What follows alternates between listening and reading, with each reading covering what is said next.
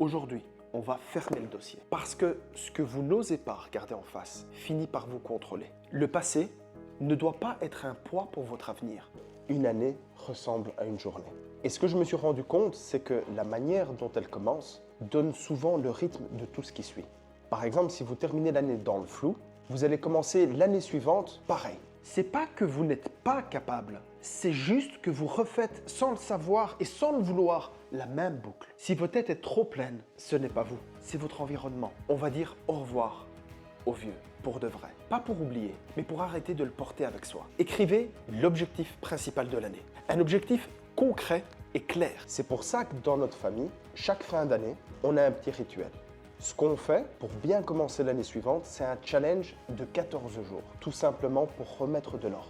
Dire au revoir à l'année qui se termine et clarifier tous nos repères pour accueillir l'année nouvelle qui arrive. Cette année, on a envie de partager ça avec vous. Ça vous demandera pas grand-chose, juste une action par jour. Une action courte, concrète et faisable. Aujourd'hui, pour ce premier challenge, ça sera le jour numéro 1, qu'on va appeler gratitude. Ça part du principe que, avant de vouloir ranger tout ce qui est extérieur à nous, on doit remettre de l'ordre à l'intérieur de nous. Aujourd'hui, on va ranger tous vos souvenirs heureux de l'année qui va partir. Même les petits souvenirs, même les plus simples, parce que c'est cette journée-ci qui va donner de l'énergie pour tout le reste du challenge. Votre mission, elle est très simple. L'étape numéro 1, prenez une feuille blanche et un stylo et notez 100 moments joyeux qui se sont passés tout au long de cette année. Ça peut être des choses très petites. Ça peut être un sourire, un petit événement qui s'est passé, une petite victoire, une promenade, le lever du soleil. Et pourquoi est-ce qu'on dit 100 moments? Parce que très simplement, au début, les 10 premiers, vous allez vous rendre compte que ça va venir très rapidement. Vous aurez 10 moments joyeux sur l'année. Et plus vous allez écrire, plus vous allez vous rendre compte que vous ne savez pas très bien quels sont les moments à écrire. Et donc, au fur et à mesure que vous allez écrire, vous allez vous rendre compte que vous allez vous focaliser de plus en plus sur des petits éléments très simples. Ça nous permet d'avoir de la gratitude par rapport à la vie. Ça nous permet de dire à notre cerveau de se focaliser sur des petites choses très simples de notre quotidien. Par exemple, vous avez pris une tasse de thé qui vous a fait plaisir le matin, vous avez vu une personne, vous avez passé du temps avec des proches que vous n'aviez plus vu depuis longtemps. Écrivez 100 points. C'est super important que ce soit 100 points. Vous allez vous rendre compte que vous allez arriver à 50 points, vous allez arriver à 70 points et puis ça va être de plus en plus difficile. Et c'est à ce moment-là que l'exercice est le plus percutant. Vous allez voir comme vous allez vous sentir bien et avoir une immense gratitude face à la vie après cet exercice. Souvent, on se dit vite la fin de l'année, j'ai envie de tourner la page, passer à l'année suivante, mais on ne se rend pas compte à quel point il y a eu des moments magnifiques tout au long de cette année. Et c'est très important de se souvenir de ces moments pour pouvoir tourner la page convenablement. C'est un petit peu comme un sportif qui va remettre les trophées qu'il a gagnés tout au long de l'année sur son étagère. C'est super important pour notre cerveau. Nous, ce soir, en famille, on va faire cet exercice. Du plus petit au plus grand, on va tous faire ça et on vous invite à le faire également chez vous. C'est un exercice qui peut paraître simple, mais qui change tout dans la vie. Je vous dis à demain pour la deuxième journée du challenge. Ce Steve vert peut changer votre année. Tout simplement parce qu'on vous a appris à vivre avec un stylo rouge. En gros, on vous a entraîné à vous juger. À l'école, le rouge pour les erreurs. Et presque jamais on écrit en vert pour vos réussites. Ce qu'il faut retenir, c'est que si vous ne soulignez jamais vos réussites, votre cerveau va vous convaincre que vous n'avez jamais rien fait de bien. Aujourd'hui, c'est le jour 2 du challenge. Aujourd'hui, on va faire un exercice super puissant. On va vous remettre au centre de vos réussites. Vous savez, à l'école, on a souvent appris un truc. On souligne en rouge tout ce qui ne va pas, mais on souligne presque jamais en vert tout ce qu'on a réussi. Et à force, on finit par croire que notre histoire, c'est surtout nos erreurs. Aujourd'hui, on va changer ça.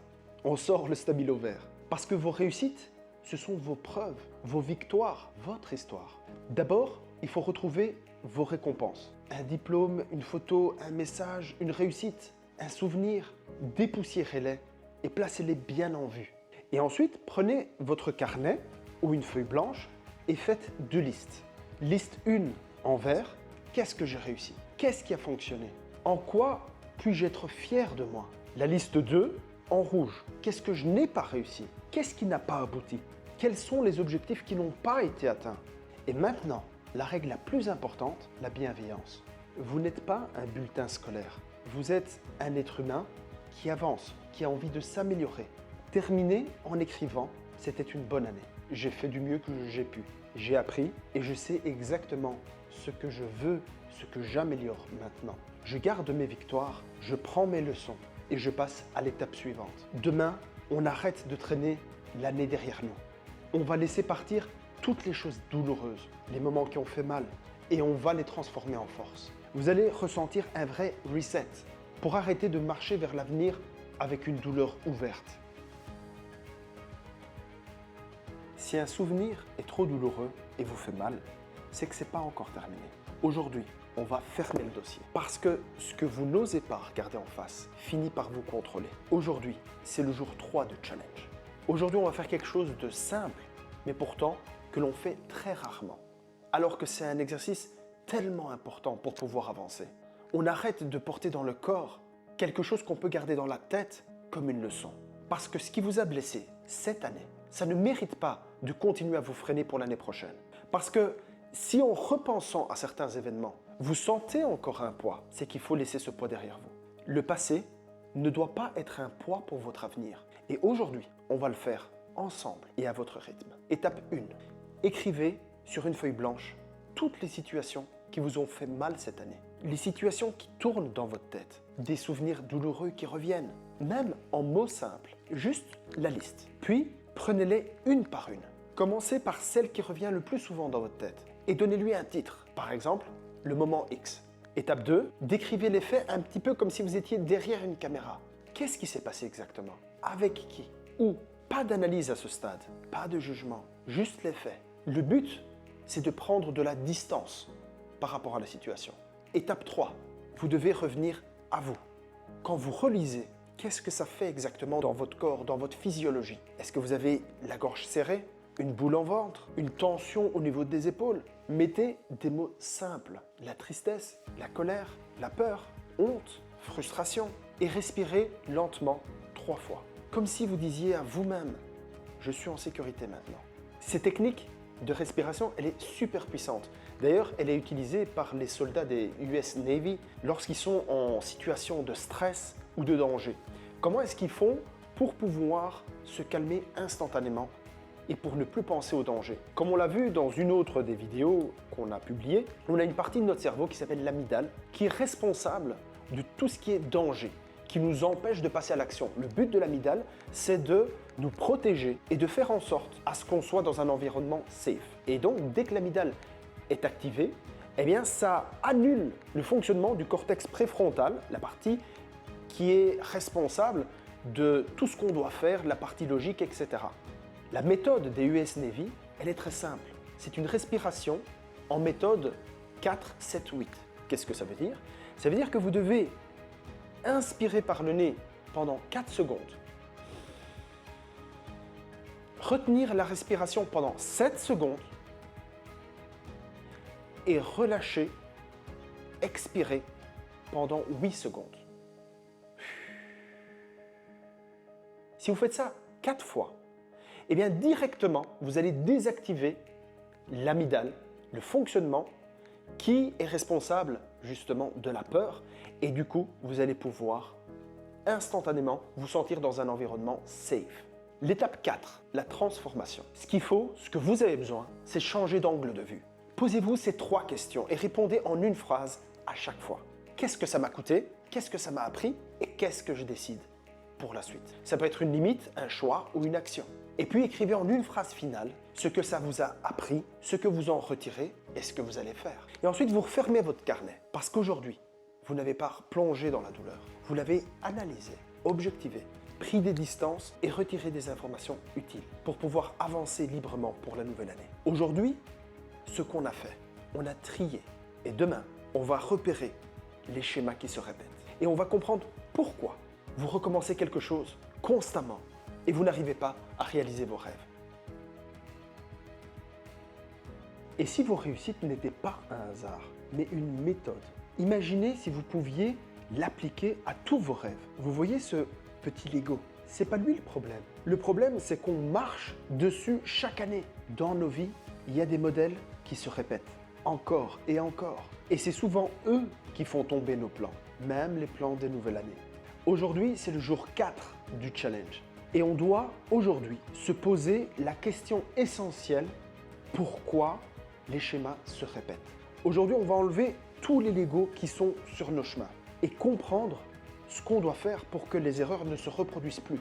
Parce que les schémas, c'est souvent ça. C'est pas que vous n'êtes pas capable, c'est juste que vous refaites sans le savoir et sans le vouloir la même boucle. Étape numéro 1, prenez la liste de la journée 2 qu'on a fait précédemment avec les points, tout ce que je n'ai pas réussi, que vous aviez écrit en rouge. Choisissez 3 points maximum, pas plus, parce qu'on veut du concret aujourd'hui. Pourquoi? Et écrivez toutes les raisons qui vous ont freiné. Manque de temps, fatigue, peur, manque de clarté, distraction, entourage, l'organisation.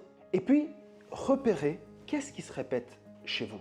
C'est ça le Lego, c'est ça qui vous embête au quotidien. C'est le scénario qui revient tout le temps. L'étape numéro 2, pour chaque point, posez la question pourquoi. Exemple, je n'ai pas été régulier au sport. Pourquoi? Par exemple, je suis rentré fatigué, j'avais pas d'horaire, tout reposait sur ma motivation. Et là, on voit le vrai problème. C'est pas le manque de volonté, c'est le manque de système. Étape numéro 3, repérez le schéma. Souvent, ça ressemble à « je veux bien faire, je fais beaucoup, je m'épuise et j'abandonne ». Autre exemple, j'attends d'être motivé, je reporte, je culpabilise. Encore un autre exemple, je dis oui à tout, puis j'ai plus le temps et je lâche mes priorités. Écrivez maintenant votre schéma en une phrase, en commençant par « mon schéma, c'est… » 3 petits points.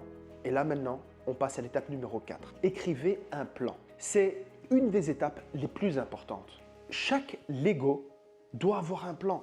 Écrivez « la prochaine fois, je ferai autrement ». Et décrivez avec précision ce que vous allez faire pour éviter que ça se répète. Un plan simple, concret.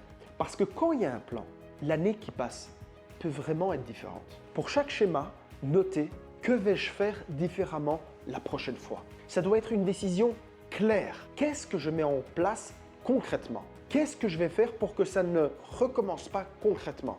Exemple, imaginons que je suis fatigué et que je veux aller au sport, je fais 10 minutes, mais pas 0.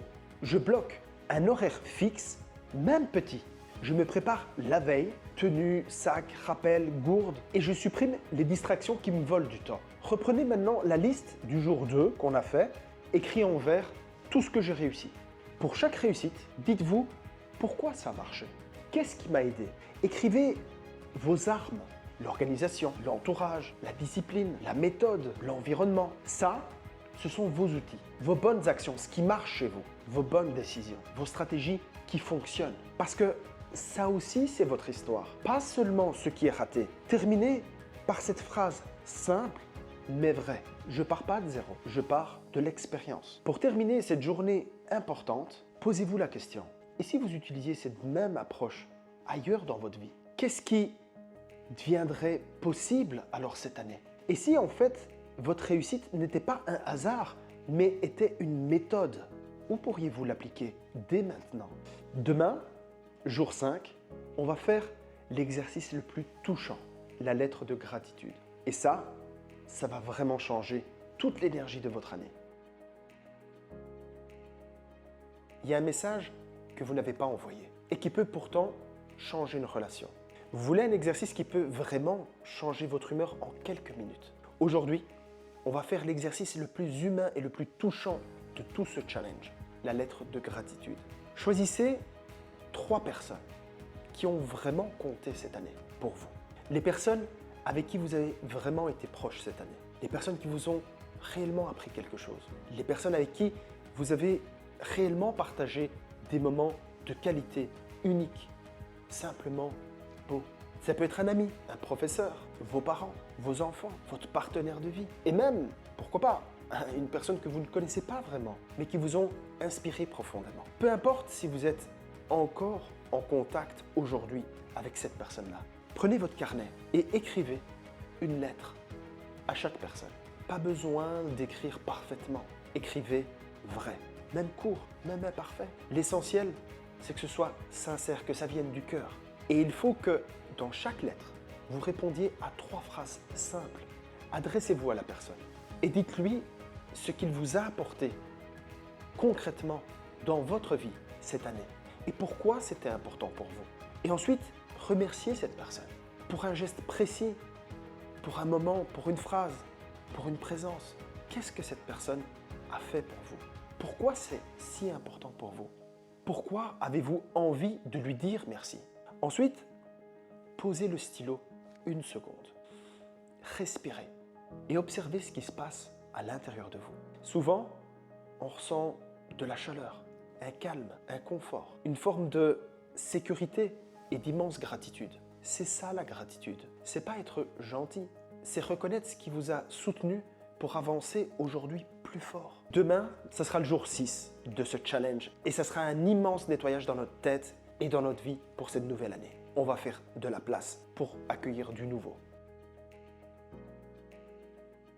Si votre tête est trop pleine, ce n'est pas vous, c'est votre environnement, la fatigue. Parfois, juste c'est trop de bruit autour. Vous voulez vous sentir plus léger en 24 heures. Ce n'est pas en pensant positivement, mais c'est en faisant de la place dans votre tête et dans votre vie. Aujourd'hui, on va faire une vraie opération nettoyage parce que tout ce qui vous entoure influence directement ce qui se passe dans votre tête. Vos pensées, votre humeur, votre énergie, votre inspiration. On va aujourd'hui nettoyer 4 zones. La première zone, ce sont toutes vos tâches. Écrivez tout ce que vous avez en tête. Tout. Une fois que vous avez écrit toutes vos tâches, triez en 3 catégories. Je planifie, je délègue et je supprime. Et là, vous allez sentir un premier déclic dans votre tête.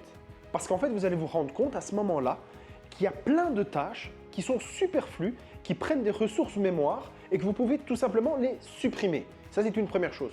La deuxième chose, c'est que vous allez vous rendre compte qu'il y a d'autres tâches que vous pourriez déléguer.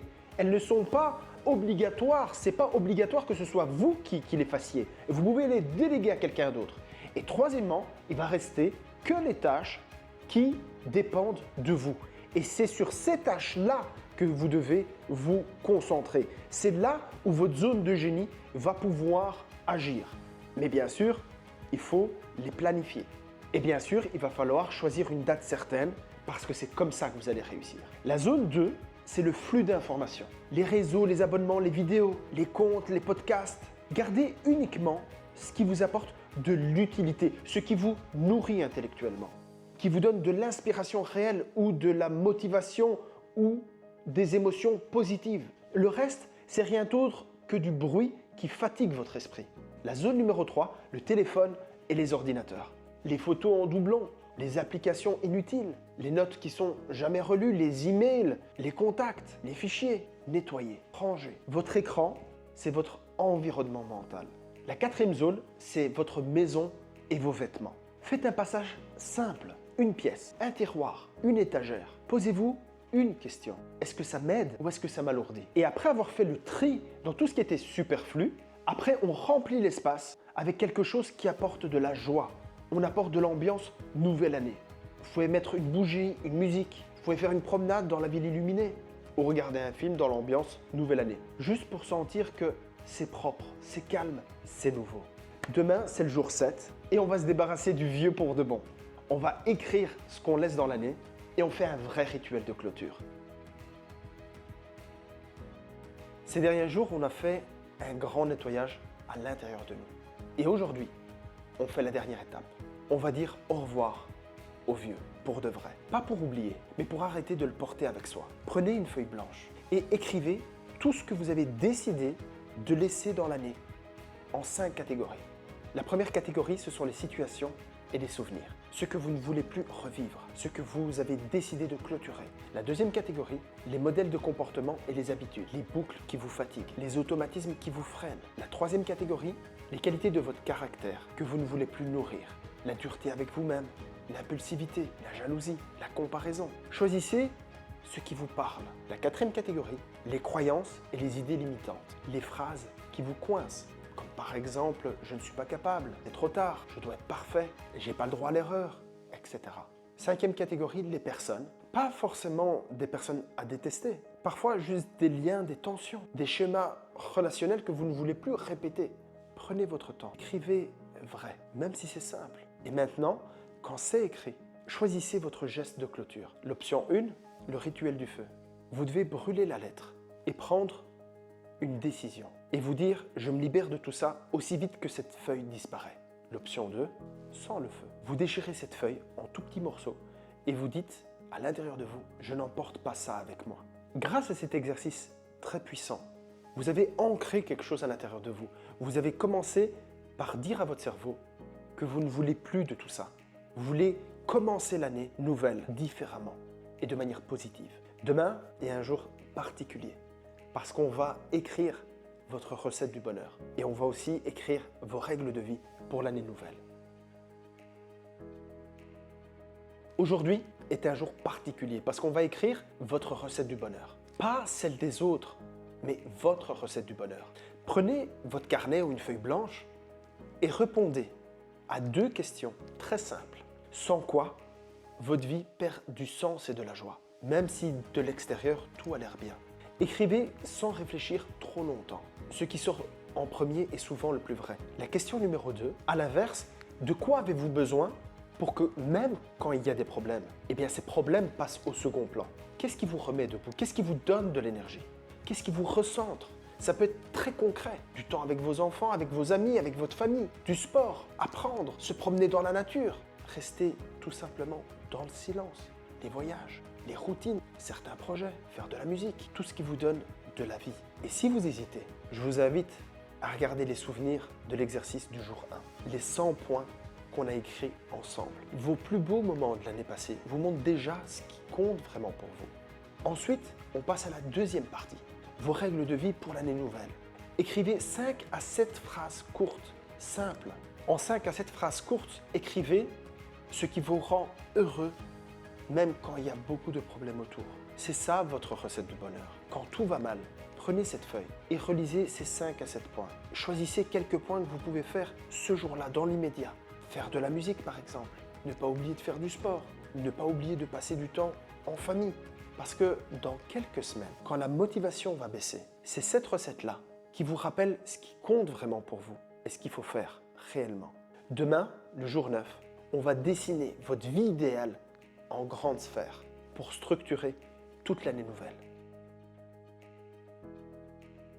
Vous voulez une vision claire de votre année, sans vous perdre dans les objectifs? On va faire simple. On va découper la vie en sphères.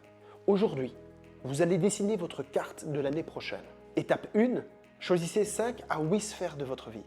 Par exemple, la santé, le couple, la famille, le travail, les finances, les relations, le développement personnel, les loisirs. Choisissez celle qui compte vraiment pour vous. Ensuite, pour chaque sphère, écrivez votre image idéale. Pas un rêve flou, mais une scène concrète. Posez-vous cette question. À quoi ressemble ma vie quand tout va bien dans cette sphère? Comment je me sens? À quoi ressemble mon quotidien? Qu'est-ce que je fais? Avec qui? À quel rythme? Par exemple, pour la sphère santé, je dors bien, je fais du sport 3 fois par semaine, j'ai suffisamment d'énergie. Ou par exemple, dans la sphère du travail, je sais ce que je construis. Mes journées sont structurées, je suis fier de mes actions. Je vois mon business grandir. Faites-le pour chaque sphère, sans vous censurer, sans comparer, sans trier.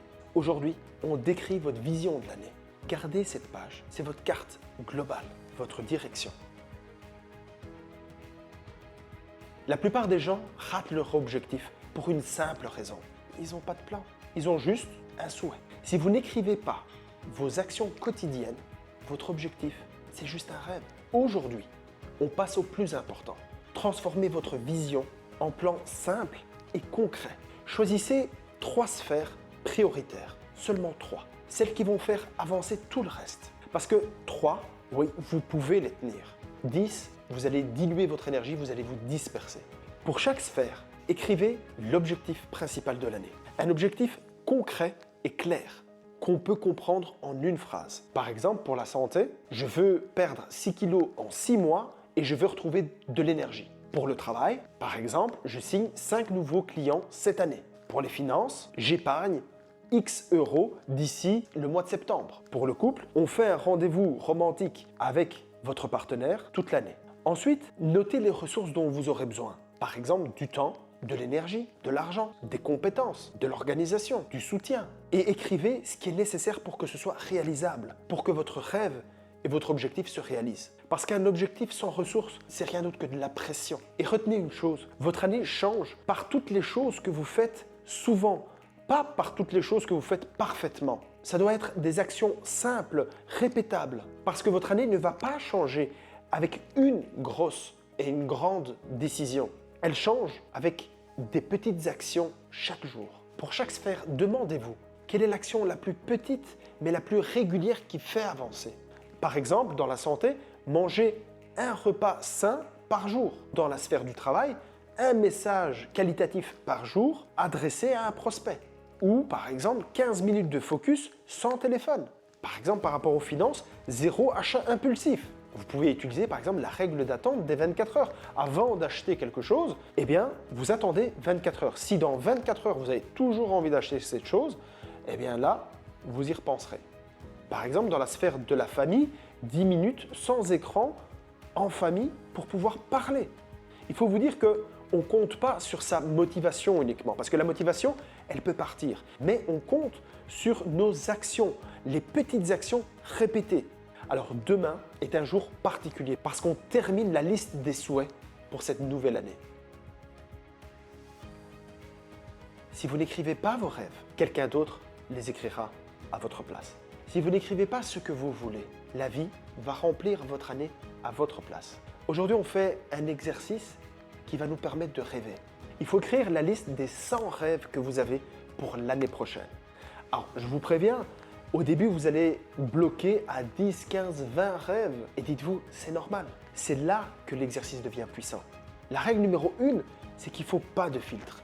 On ne juge pas, on écrit. La règle numéro 2, c'est qu'on écrit vite.